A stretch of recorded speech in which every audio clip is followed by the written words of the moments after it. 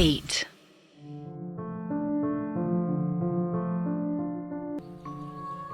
जो राज शंकर भी बता रहा था उसे सुन सभी के सभी दंग थे, यहाँ तक कि वेदा भी, क्योंकि उन्होंने ऐसा केस पहली बार सुना था और अभी तो मेन बात बतानी बाकी थी जिससे तो सब और हैरान होने वाले थे।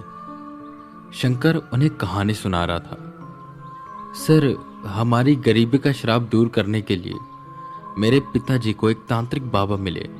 उन्होंने उनसे एक तेली का सर लाने को कहा, जिस पर मेरे पिताजी ने अपने एक दोस्त को, जो कि तेली था, उसको मार दिया और उसका सर उसे दे दिया। उस तांत्रिक ने ना जाने क्या किया कि हमारे दिन फिर गए, पर इसके साथ उसने कहा कि हमें इस तेली का सर कहीं छुपा कर रखना होगा और जो उसका धड़ है उसे कहीं और रखना होगा, ताकि वो दोनों एक ना हो सके, और अगर वो एक हो गए तो उस सर की शक्ति खत्म हो जाएगी। शंकर बेसुध खड़ा रहा, जिस पर वेदा ने दोबारा से कहा, ठीक है, हम उसे बस तेली का सर दे दे, वो चला जाएगा। जिस पर उसने हाँ में सिर हिलाया। फिर वेदा ने पूछा, क्या हुआ, तेली का सर कहाँ है, तुम्हें पता तो है ना? जिस पर शंकर थोड़ी देर अनुज को देखता है। अनुज, जो बिल्कुल सुन्न था, ये सब सुनकर उसे कुछ भी समझ नहीं आ रहा था और सेम रिएक्शन पूरे घर वालों का था, क्योंकि घर वालों से ही इतनी बड़ी बात छुपाई गई थी। जब तुम्हें पता है कि उसका सर कहां पर है तो उसे दे क्यों नहीं देते हो? अच्छा, तुम इसलिए नहीं दे रहे हो ना क्योंकि तुम्हें लग रहा है कि तुम्हारे परिवार पर फिर से गरीबी आ जाएगी? अरे शंकर, तुम्हारे परिवार पर कोई भी श्राप नहीं है, न ही कोई बुरी ताकत है। शायद कुछ ऐसे हालात हुए होंगे जिनकी वजह से तुम सब आगे नहीं बढ़ पाए, पर अब तुम दोनों का काम काफी अच्छा चल रहा है और चलता ही रहेगा। तुम उसकी चिंता मत करो, बस उसका सर उसे दे दो। शंकर ने नजरें चुराई और कहा, सर, वो सर तो मैं दे दूं, पर आप समझ नहीं रहे हैं मैं क्या कह रहा हूं। मुझे पता है वो कहां पर है, पर वो बहुत खतरनाक जगह पर है। अब वेदा को गुस्सा आ गया। वो बोले, अरे कहां पर है उसका सर? पाताल में है क्या, या रावण के पैरों के नीचे? जिस पर झट से शंकर बोला, यहीं पर है, पर उसकी रखवाली एक जीवधारी कर रहा है। ये सुन एकदम से वेदा हैरान हो गए।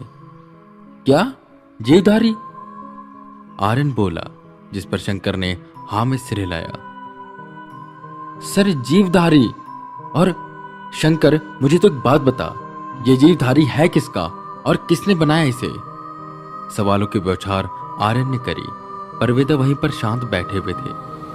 वो जिस परिवार को सामान्य समझ रहे थे, उन्हें लग रहा था कि घर में कोई परेशानी होगी या कोई काला जादू इन पर किसी ने करवाया होगा, पर यहां पर आकर तो ये पता चला कि ये काला जादू करने वालों से भी 2 कदम आगे हैं। अरे पर जीवधारी होता क्या है? आप सब क्या बातें कर रहे हैं, हमें तो समझ ही नहीं आ रही। अनुज ने पूछा, जिस पर वेदा कहते हैं, जीवधारी अक्सर लोग अपने खजाने की रक्षा करने के लिए बनवाते हैं। इंसान तो दूर, उसके पास कोई आत्मा या कोई बुरी ताकत भी नहीं जा सकती, और शायद इसीलिए वो आत्मा इस घर में भटक रही है और अपना सर लेने जा नहीं पा रही। वेदा की ये बात सुन सब एक दूसरे की ओर देखने लगे।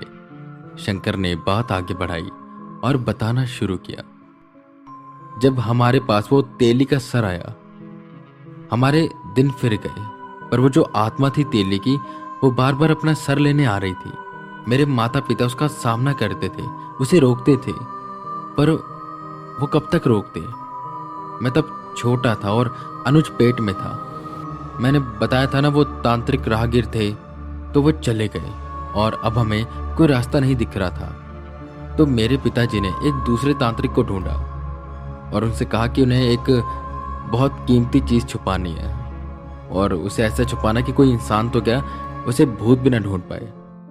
तो उस तांत्रिक ने कहा कि तुम एक जीवधारी ले आओ, वो तुम्हारे खजाने की रक्षा करेगा।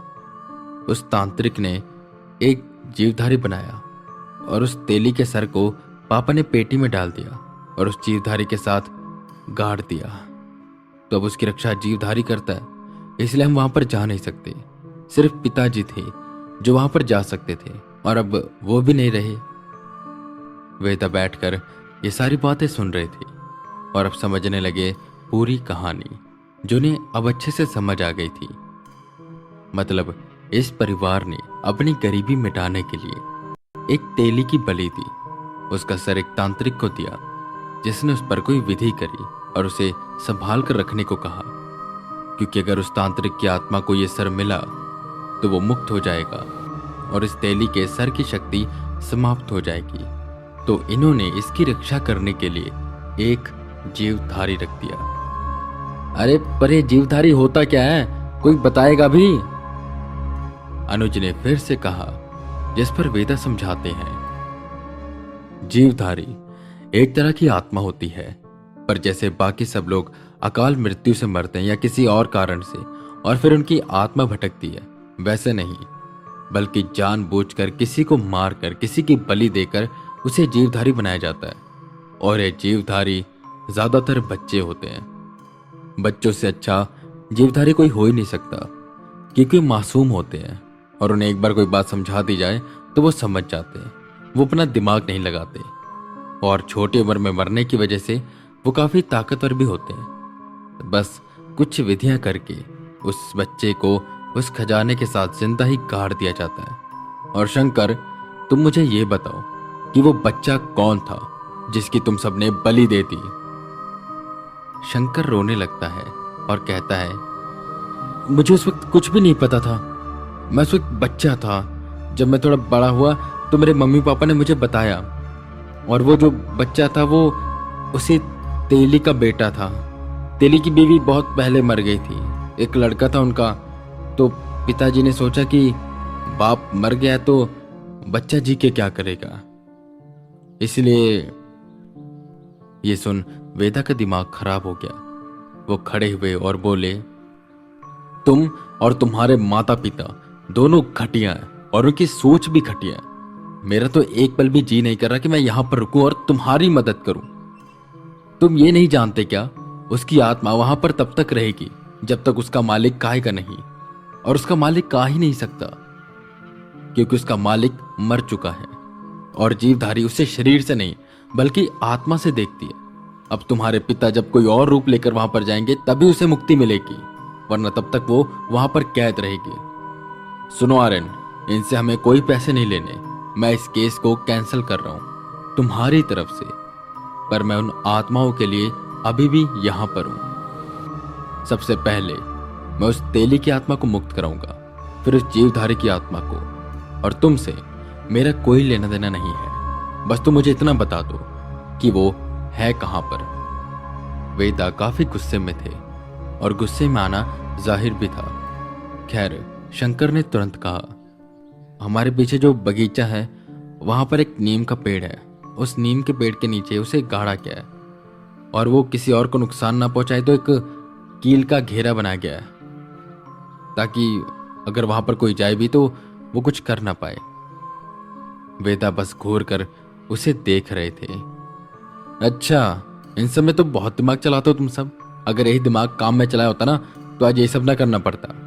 तुम लोगों ने गलती नहीं पाप किया है। शॉर्टकट इतना भी नहीं लेना चाहिए। खैर, जो भी आर्यन,